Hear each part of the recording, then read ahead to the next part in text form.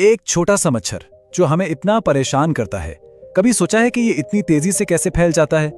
असल में एक आम सा मच्छर सिर्फ 10 दिन में एक पूरी की पूरी फैक्ट्री खड़ी कर सकता है। आज इसी हैरत अंगेज तौलीदी मशीन के राज से पर्दा उठाते हैं।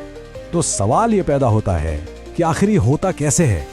एक अकेली मादा मच्छर में इतनी ताकत कहां से आती है कि वो पूरे के पूरे मोहल्ले को मच्छरों से भर दे?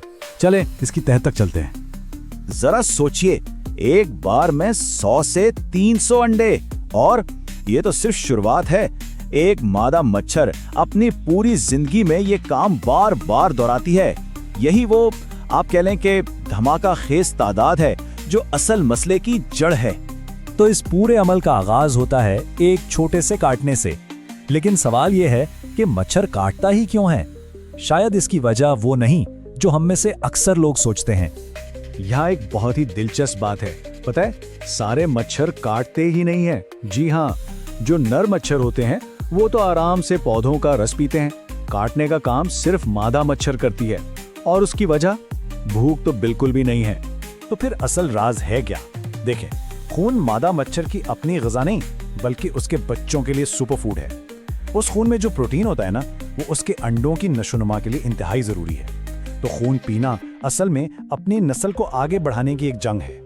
अच्छा, तो खून पीने के बाद मादा मच्छर फौरन अपनी अगली नस्ल के लिए एक महफूज जगह, एक नर्सरी की तलाश में निकल पड़ती है। और ये बेहतरीन नर्सरी उसे मिलती है पानी में।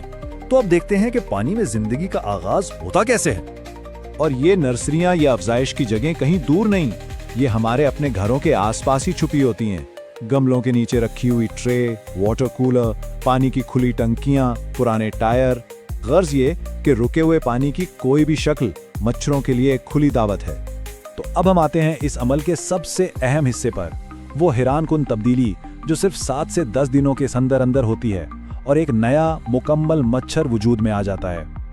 ये टाइमलाइन कुदरत की नाकाबिल यकीन रफ्तार को दिखाती है। सोचिए, सिर्फ 10 दिन। इस अरसे में पानी में दिए गए अंडे कई मराहिल से गुजरकर एक पूरा उड़ने वाला मच्छर बन जाते हैं।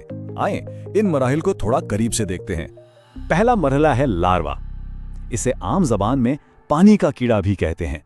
ये असल में एक छोटा सा भूखा सा शिकारी है जो पानी में मौजूद ग़िज़ा को खा खाकर सिर्फ 4 से 5 दिन में बहुत तेजी से बड़ा होता जाता है।